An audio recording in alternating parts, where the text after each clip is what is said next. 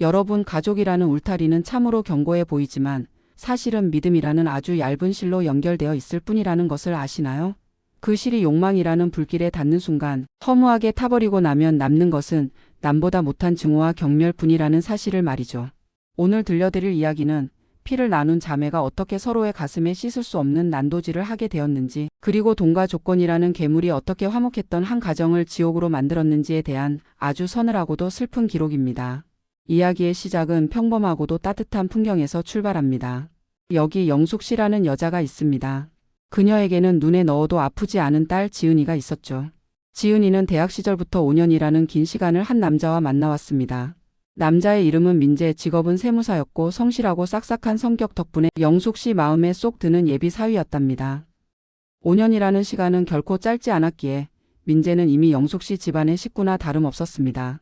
명절이면 양손 가득 선물을 들고 찾아왔고 친척들의 경조사에도 빠짐없이 참석해 굳은 일을 도맡아 했으니까요. 친척들은 모일 때마다 부러움 섞인 덕담을 건넸습니다. 영숙이 네가 자식 농사는 제일 잘 지었다고, 사위가 세무사라니 노후 걱정은 없겠다고, 지은이랑 민재는 천생연분이라고 말이죠. 영숙 씨는 그런 칭찬을 들을 때마다 밥을 안 먹어도 배가 불렀고 내년에 올릴 딸의 결혼식을 상상하며 행복한 단꿈에 젖어 살았답니다. 그 평온함이 폭풍 전야의 고요함이라는 것을 꿈에도 모른 채 말이에요. 사건은 지독한 장마가 시작되던 어느 여름밤에 터졌습니다.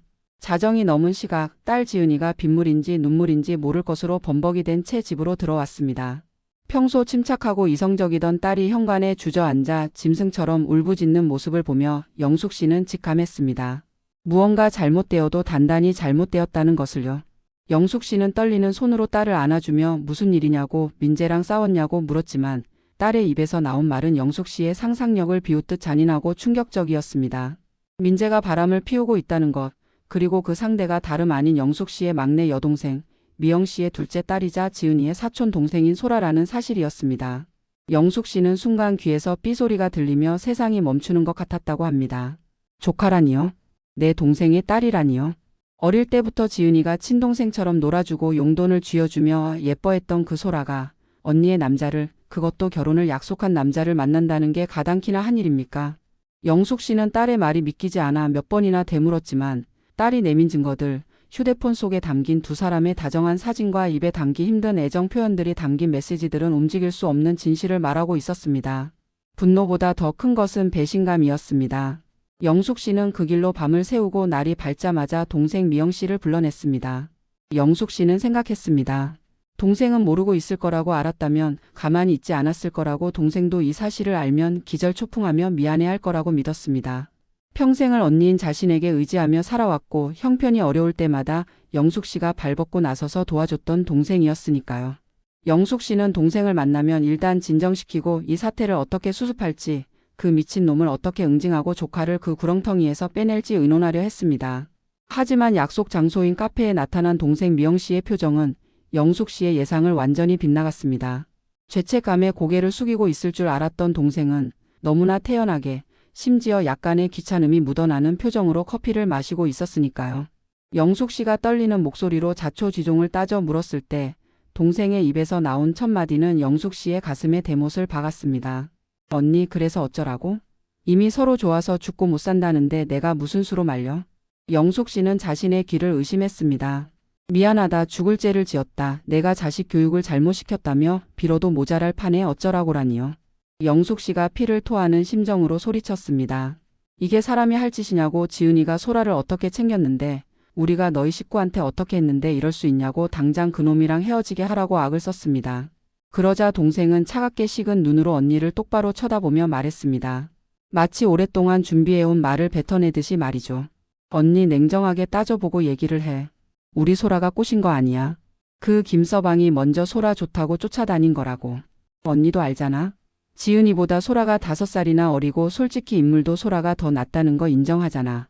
남자가 젊고 예쁜 여자 좋아하는 게 죄야? 그리고 솔직히 아직 결혼식 올린 것도 아니고 도장 찍은 것도 아닌데 남녀 사이 변할 수 있는 거 아니야? 그 순간 영숙 씨는 깨달았습니다. 눈앞에 있는 이 여자는 자신이 알던 그 착하고 순했던 막내 동생이 아니었습니다. 가난과 열등감에 찌들어 딸을 이용해서라도 신분 상승을 꿈꾸는 괴물이 되어 있었던 겁니다. 동생의 논리는 기가 막혔습니다. 자기 잘못도 딸 소라의 잘못도 아니라는 거였죠. 원인 제공은 변심한 민재에게 있고 민재가 조건 좋고 능력 있는 남자이니 놓치기 싫다는 욕망을 숨기지 않았던 겁니다. 동생은 뻔뻔하게 말을 이었습니다. 언니네는 이미 살만하잖아. 지은이는 대학도 좋은데 나왔고 직장도 번듯하니까 나중에 더 좋은 남자 만나면 되지. 근데 우리 소라는 가진 게 없어. 걔 어린 게 다야.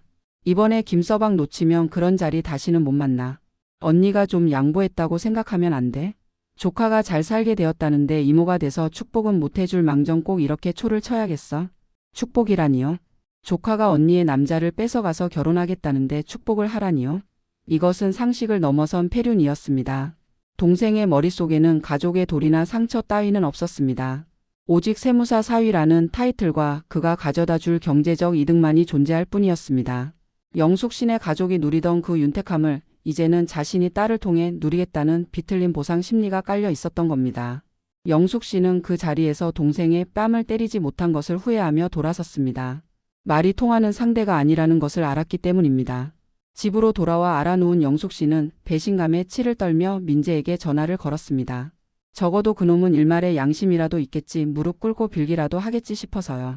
하지만 민재의 반응 또한 가관이었습니다. 그는 아주 차분하고 사무적인 말투로 마치 거래처 사람을 대하듯 말했습니다. 어머님, 지은이한테는 미안하게 생각합니다. 하지만 사람 마음이라는 게 억지로 되는 건 아니지 않습니까? 저는 소라 씨를 진심으로 좋아하고 있어요. 어머님도 아시겠지만 제가 마음 돌려서 억지로 지은이하고 결혼해서 불행해지는 것보다 지금 정리하는 게 서로에게 낫지 않겠습니까? 그는 당당했습니다. 자신이 저지른 일이 얼마나 끔찍한 배신인지에 대한 자각이 전혀 없었습니다. 그에게 지은이와의 5년은 그저 소라를 만나기 전의 시간일 뿐이었고 자신은 더 젊고 예쁜 여자를 선택할 권리가 있는 능력 있는 남자다는 것이었습니다.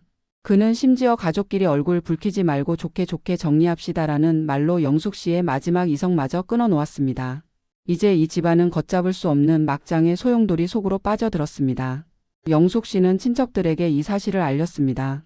동생과 조카의 만행을 고발하고 그들을 집안에서 매장시키려 했습니다. 하지만 세상은 영숙 씨의 생각보다 훨씬 더 계산적이었습니다. 친척들 중 일부는 당연히 영숙 씨 편을 들며 동생을 흉봤지만 일부는 미온적이거나 오히려 동생 편을 들기도 했습니다. 그래도 누가 됐든 세무사 사위 들어오면 집안에 좋은 거 아니냐, 남녀 문제는 당사자들끼리 해결하게 둬라, 이미 벌어진 일인데 어쩌겠냐, 온다고 해서 다시 만나게 할 거야? 이미 끝났다며 강 건너 불 구경하듯 말하는 사람들을 보고 영숙 씨는 피가 거꾸로 솟는 것을 느꼈습니다. 그 사이 동생과 조카는 보란듯이 활개를 치고 다녔습니다. 민재가 사준 명품 가방을 들고 SNS에 사진을 올리는 조카 소라, 예비 사위에게 용돈을 받았다며 자랑하고 다니는 동생. 그들은 마치 승리자라도 된 양 행동했습니다.